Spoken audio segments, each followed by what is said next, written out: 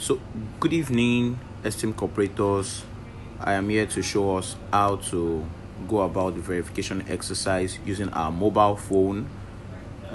For those who might find it hard to do it on their laptop, you can use your mobile phone as well. It's the same thing, the same process. So, after clicking on the link, it opens here and you select your SBU from the drop down. For this demo, I'm using CHQ.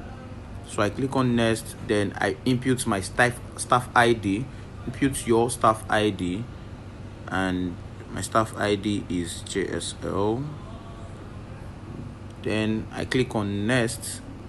I answer the security question, which has to do with my bank, my account number, and the last payroll contribution that I had. So my bank is First Bank, my account number is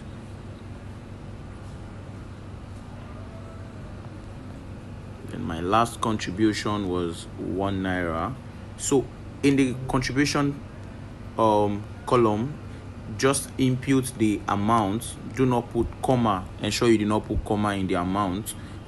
And I click on next. Ask if I want to continue. Click on OK. Then I fill in my name. For some of us have wrong or misspelled name on the system. This is one avenue to get the name spelled correctly.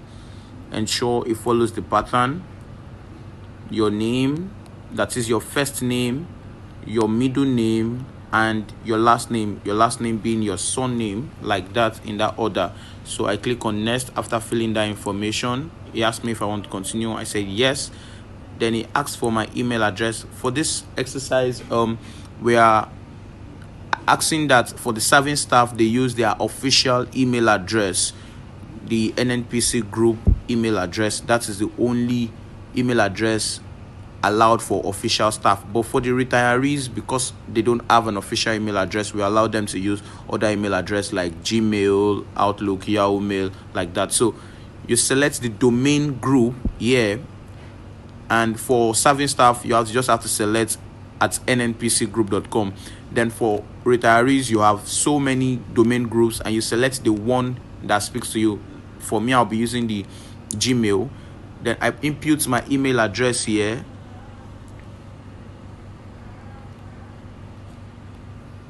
Then I click on next. It will send me an OTP. Then once the OTP comes in, I input the OTP there. I don't have the OTP yet. So let's go check my email, see if I have an OTP. Oh yes, the OTP is here. 351637. Then I enter the OTP in the box. I click on next. So it tells me to input my WhatsApp number. Please ensure it is your WhatsApp number that you are putting in this box.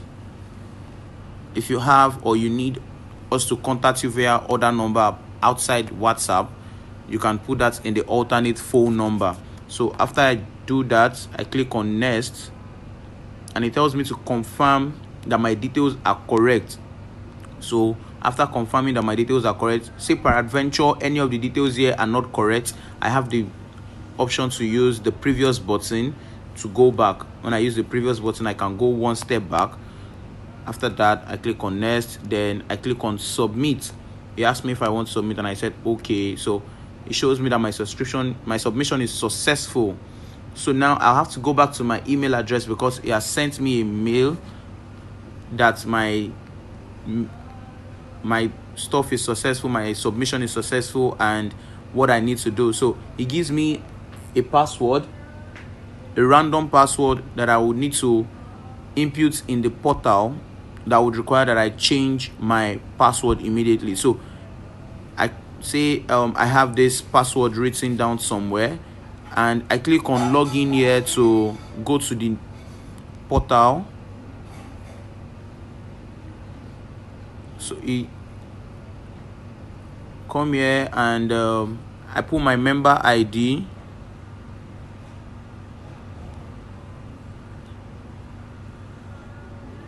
and I put the password that I was given there and I log in, automatically it would require that I change my password. Here, the password I was given is what I will put here. Then I would input the new password that I want it to be using on the system. Then I input the new password again to confirm that I know what I entered in the first part.